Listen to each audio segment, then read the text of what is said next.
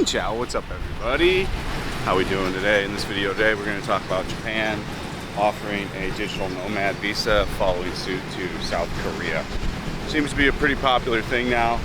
Pretty much the same kind of regulations and guidelines. Let's read the article and I'll talk about it. As far as Patreon, I no longer do the tours on Patreon, by the way. I'm doing one of the last ones today to fulfill. So the Patreon tours, no longer, but there's way more content on there. So, you know, if you want to just support me in additional ways, there's a lot of content over on there, just to get that out of the way. Alright, let's read this article. Japan offers 6 months digital nomad visa from next month.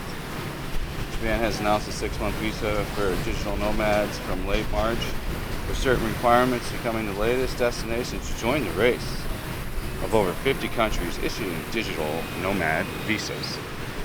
Only citizens from 49 countries and territories, including Thailand, Singapore, the US, and Australia, are eligible for the visa, Japan Times reported.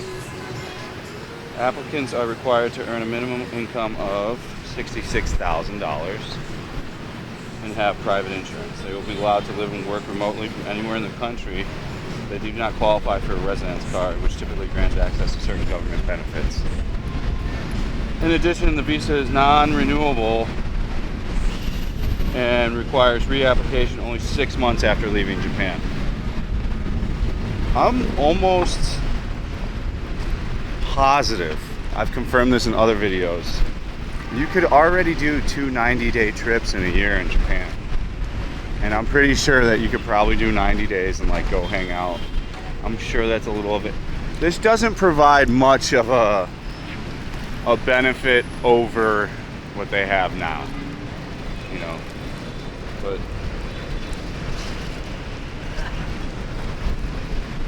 in addition, the visa is not renewable and requires reapplication only 6 months after leaving Japan, according to Travel and Hospitality website.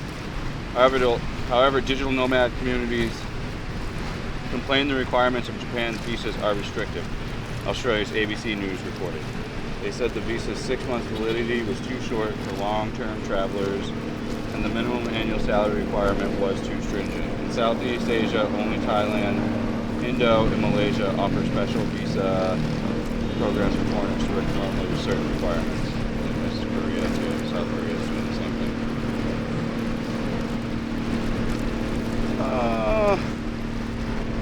Yeah, I mean, at this point, we've been talking about this for who knows how long.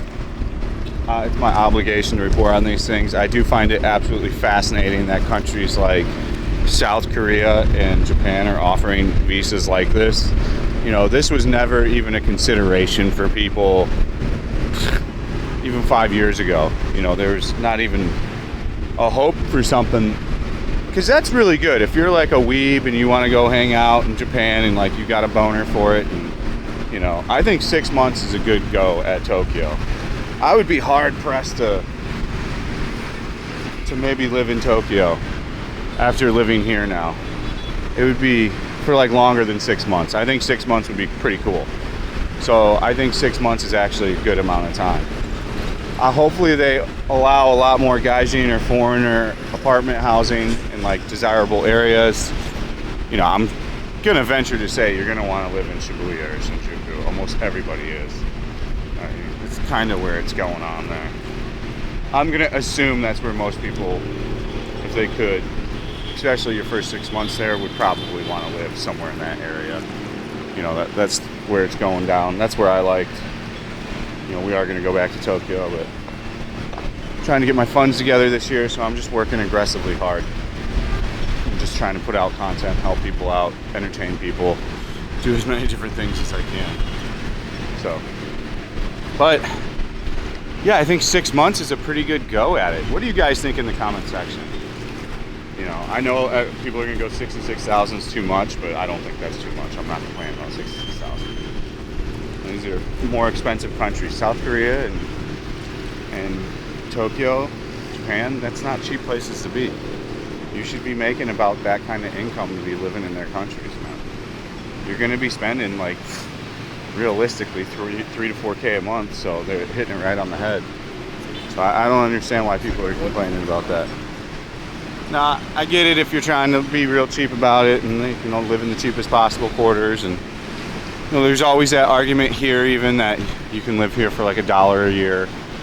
If you live on a chicken farm on top of a roof in District 9, 48 kilometers away from here. Like, yes, it's possible, sure, but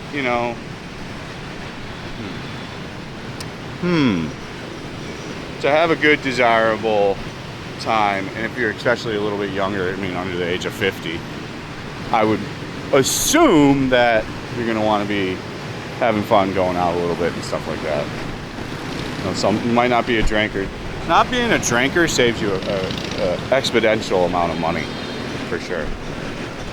100,000%. If you don't drink booze, you're going to save an insane amount of money at any place you live. So just cutting out a habit like that, which is probably not the best habit for you, is a pretty good idea.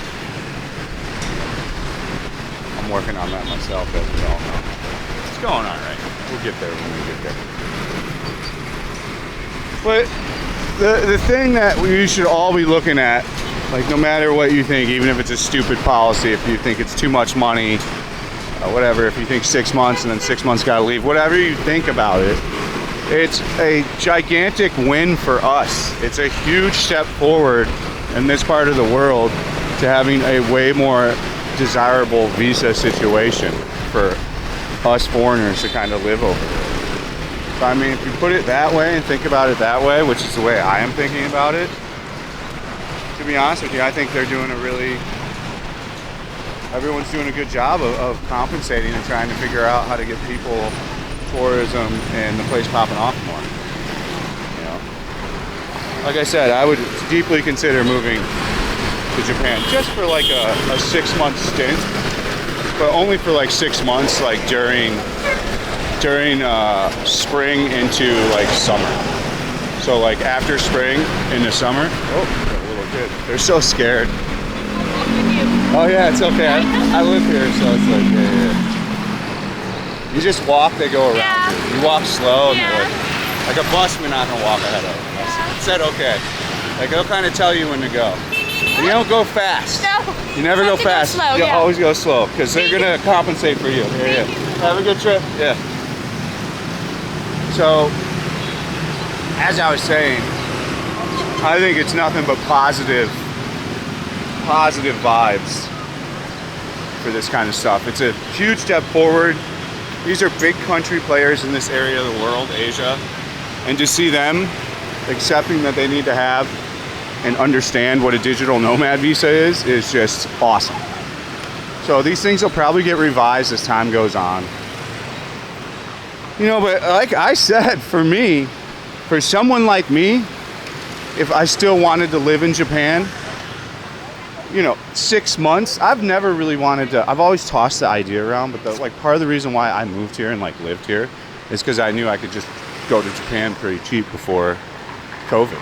Like, it's not nearly as cheap, nothing's as cheap as, pre-COVID, but it used to be highly affordable, so I know I just had access to it. But 6 months, why not give it a go? If you're in your 20s, 30s, 40s, 50s, retired, you want to see the world, you want to adventure, why not live in Japan for 6 months? And they're saying you can live anywhere, so they're letting you live any city. You don't have to live in Tokyo. You can live anywhere. Some family photos over here. So, I really think that's it I have on this one. I'm curious what you guys think in the comment section. I already know the main answer is going to be something about $66,000. That's okay. As ever, I'm pretty positive I'm done with the Patreon tours. I don't have time for them, really. They take so much time up. God bless everybody that signs up for the Patreon. I have it tiered out and stuff set up pretty well to really give you your bang worth in Patreon, and you still have direct access to me, although it's so clunky. Patreon's moving over its DM system to a live chat system right now, so hopefully the supposedly live chat is going to have an app So we'll all be able to have the app on Patreon, and you can just chat, and we'll be able to chat instantly, and I'll get it instantly pushed to my phone. So it is a huge step forward for me being able to contact my Patreons when they contact me pretty much aggressively right away. We stream over at kick.com/fatandbroke. That is /fatandbroke. As ever, stay frosty. Thank you so much for watching. See you on the next one. Peace out.